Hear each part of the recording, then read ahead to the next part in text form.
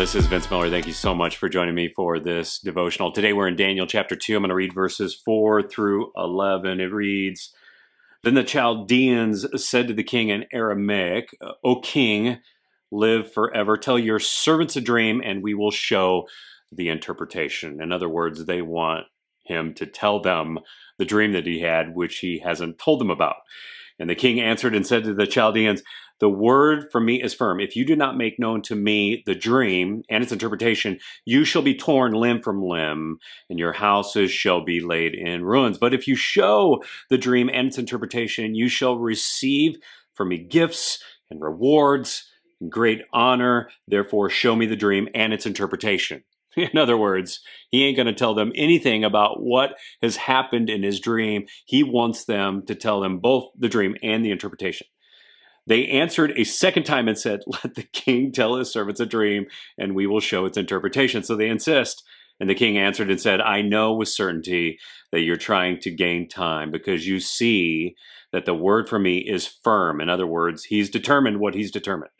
If you do not make known the dream to me, there is but one sentence for you.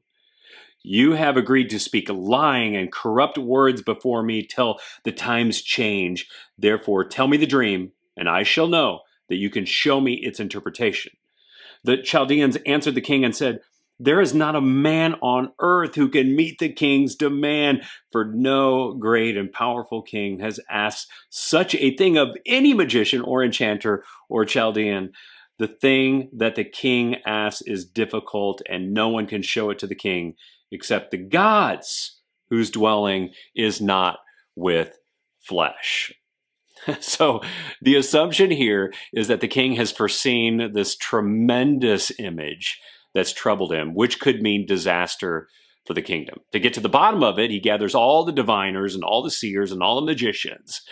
And you have to remember, this man is a monarch who is determined and vindictive. He is angry. Therefore, he expedites the process with a twofold promise.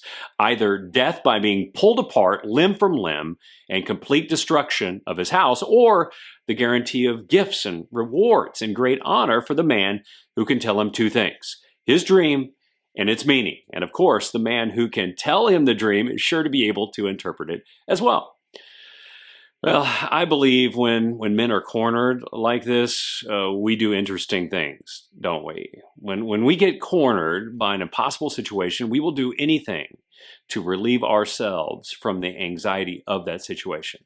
Sometimes, like Nebuchadnezzar, we project this anxiety onto others, hoping to find a solution. And sometimes these people cannot bear this burden or find a path to the solution. But in the process of being cornered, we will discover one thing: only one God can save. And usually God is looking for an available man to be a vessel to communicate his vision and plan. And guys, Daniel was going to be that man. You know, I believe that God sends men to do the same in each time and culture and family and workplace and even church.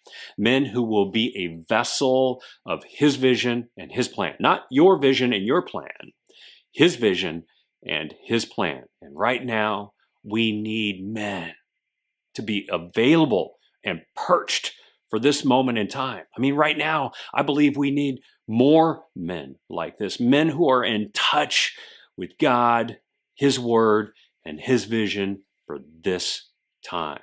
Men who are willing to risk reputation and career and even life and limb by stepping into the challenge of interpreting the truth and presenting it as it is. This is not a time to back away. It's actually a time to step in and to speak the truth regardless of the outcome and leave the results up to God. So, fellas, if you feel cornered today, I want to encourage you to seek out a godly man. Seek out a man of God and ask him for advice and direction, and then receive his instruction and don't reject it. Just accept it.